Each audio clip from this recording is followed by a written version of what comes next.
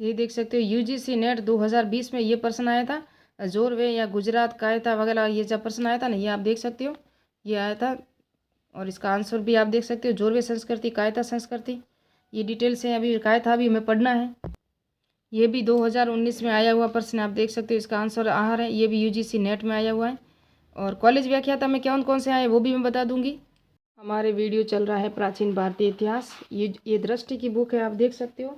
मैंने दृष्टि की भी बुक लाई है जो आप यूजीसी नेट के लिए है। और ये टॉपिक हमारा चल रहा है, पशुपालन खाद्य। ये भी मैंने यहाँ से पढ़ा दिए है। कुछ प्राचीन पुरातात्विक जो स्रोत है ना, उससे हमारे जैन साहित्य अभी तक मैं आ गई हूँ। बौद्ध साहित्य पूरा पढ़ा लिया मैंने। और जैसे उपनिषद है, आरण्यक है, ब्राह्मण वेद है, जो जितने भी वैदिक साहित्य है, सूत्र साहित्य है, सब पढ़ा लिया मैंने। अभी हमारा चल रहा है जैन साहित्य, अभी स्टार्ट होना है, वो वीडियो भी देख ले आप। और नवपाषाण काल के सारे स्थल मैंने पढ़ा लिए, आपको मैं बताऊंगी। अभी मैप से भी पूरा समझा, मैं मैप से पढ़ाऊंगी आपको, सारे नोट्स दूंगी। आज हमारा ताम्रपाषाण कालीन है, जो एक भाग हम पढ़ेंगे। और ये दृष्टि बुक से नोट्स मैंने बनाए हैं। एक दृष्टि बुक से ही नोट्स नहीं है, एक सौरभ चौबे की बुक है ना, ये देख सकते हो आप। ये सौरभ चौबे की बुक मैंने लाई है, भारतीय इतिहास। यहाँ से भी मेरे नोट्स चल रहे हैं। अगर नवपाषाण काल की वीडियो आपने नहीं देखा हो तो देख लेना। और यहाँ से आज स्टार्ट होगा गणेश्वर जोधपुरा संस्कृति। तो पहला भाग है, और कितने भागों में बांटा है, कहाँ है, सारे मैप से मैं बताऊँ अभी। जिस तरह हमने नवपाषाण कालीन मैप से समझा था, जैसे कि उत्तर पश्चिम के क्षेत्र जो मेहरगढ़ है वगैरह जो पढ़ा था। उसके बाद हमने यहाँ उत्तर के जो ब्रुजोम गुफर काल पढ़े थे, यहाँ से चिराद, यहाँ से कोल्डिवा, महागढ़ा, यहाँ से पूर्वी भारत के जितने भी क्षेत्र थे। फिर दक्षिणी भारत में यहाँ से हमने कर्नाटक से पढ़े थे, उलूर, तुनूर वगैरह। और उसके बाद हमने आंध्र प्रदेश से भी पढ़े थे, नागार्जुनकोंडा वगैरह। फिर तमिलनाडु में पेयमपल्ली वगैरह सब पढ़े थे। तो नवपाषाण के स्थल जो भी मैंने पढ़े हैं ना, वो अगर आपने नहीं देखा हो तो मैंने मैप से और सारे नोट्स भी दिए हैं। और कुछ एग्जाम की जो मेरा टेलीग्राम चैनल है ना, मेहर टीचिंग, वहाँ पूर्व एग्जाम के आए हुए पर्सन एक एक मैं शेयर कर रही हूँ। वो भी अगर आप ज्वाइन कर लो तो धीरे धीरे मैं इस टॉपिक से जितने पर्सन आए ना, वो वहाँ शेयर कर लूँगी मैं। क्योंकि मेरे पास पप्पू सिंह प्रजापति की बुक है, जहाँ पूर्व एग्जाम में आए हुए पर्सन है। तो आज हम देखें ना, ताम्रपाषाण कालीन संस्कृति का विकास कहाँ से कहाँ तक हुआ और कहाँ तक फैला था भारत में। और वे भारत और यहाँ भी हुआ था, पश्चिम में जो पाकिस्तान, अफगानिस्तान, यहाँ भी था। लेकिन इसको भी पढ़ेंगे बाद में। लेकिन हमारे भारत क्षेत्र के अनुसार हम पढ़ेंगे। पहले जो थी ना, जोधपुरा, गणेश्वर जोधपुरा संस्कृति थी। इसके अंदर आहट, गिलूट, गणेश्वर, ओजियाना आते हैं। ये ताम्रपाषाण कालीन संस्कृति थी, जो ये सारी राजस्थान के दक्षिणी पूर्वी भाग में थी। उसके बाद मालवा संस्कृति पढ़ेंगे। यहाँ से ये उत्तर पर सर्वप्रथम जो विकास हुआ था, वहाँ मालवा संस्कृति में कौन कौन से क्षेत्र आते हैं वो सारे मैं पढ़ूंगी। आज यही पढ़ना, इसलिए मैंने ये क्षेत्र लिखे हैं। फिर मालवा संस्कृति का जितने भी डिटेल से होगा अब वो लिखूंगी। उसके बाद ये जोरवे संस्कृति, महाराष्ट्र में एक संस्कृति है। और मालवा संस्कृति के स्थल कौन कौन से हैं, तो कायता है, नवादा टोली है और सालवदा है। वो भी आप देख सकते हो।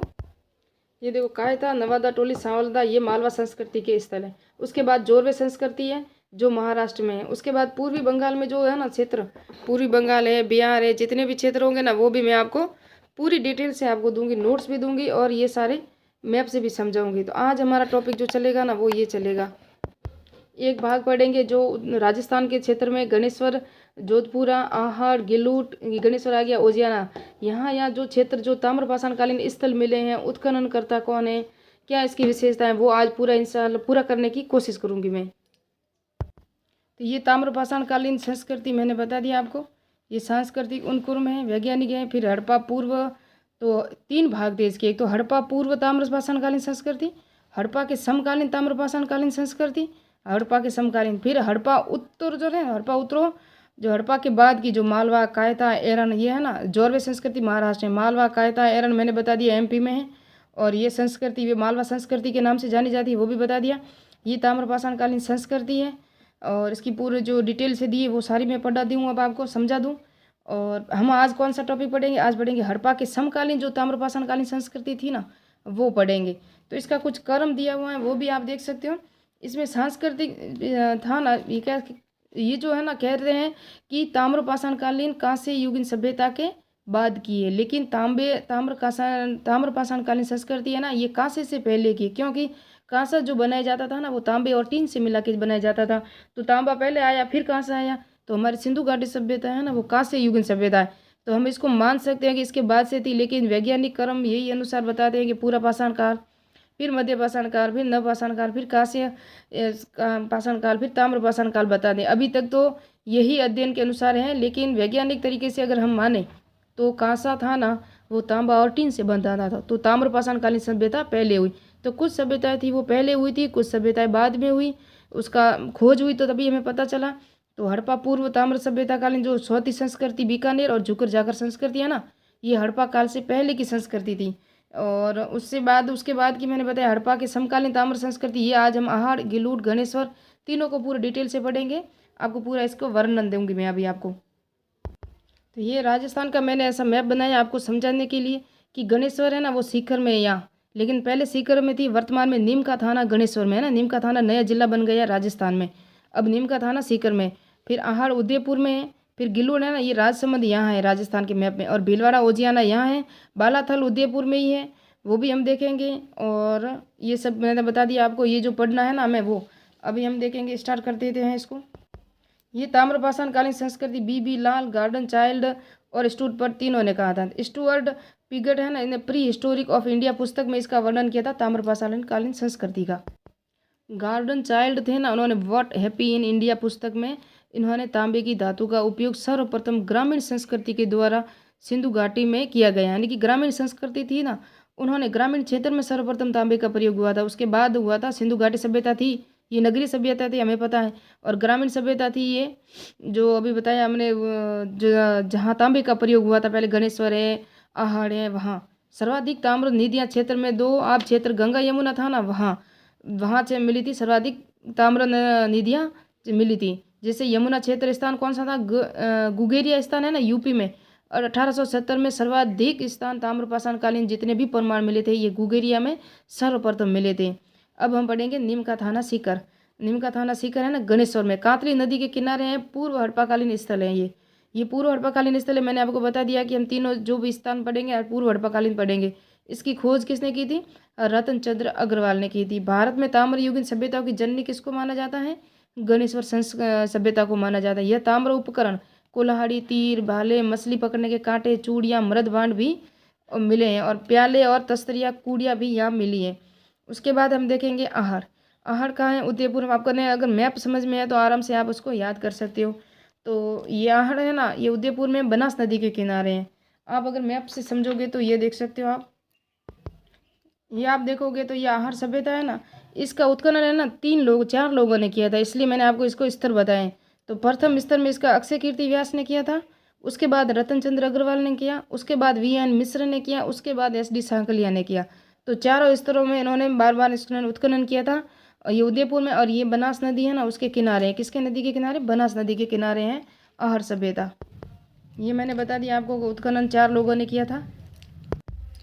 प्राचीन शिलालेखों में इसका नाम ताम्रवती, और 11वीं-12वीं शताब्दी में इसे धूलकोट आगाटपुर भी कहा जाता है।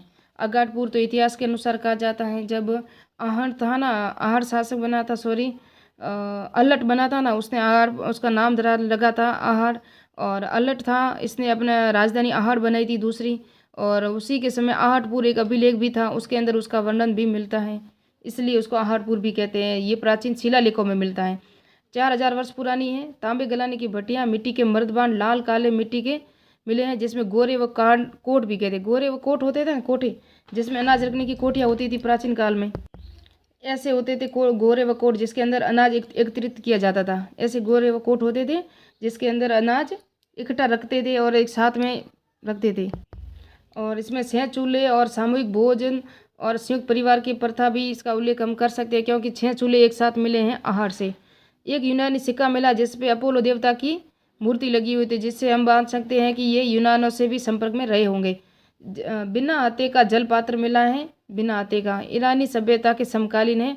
और बाट भी मिला, बिना हाथे का जल पात्र, अपोलो युक्त जो यूनानी एक सिक्का मिला है, जिससे हम पता चल लगा सकते हैं कि व्यापार और वाणिज्य का मुख्य केंद्र रहा होगा आहड़, और यहाँ से व्यापार भी होता था, और ये यूनानियों के या ईरानियों के समकालीन थे।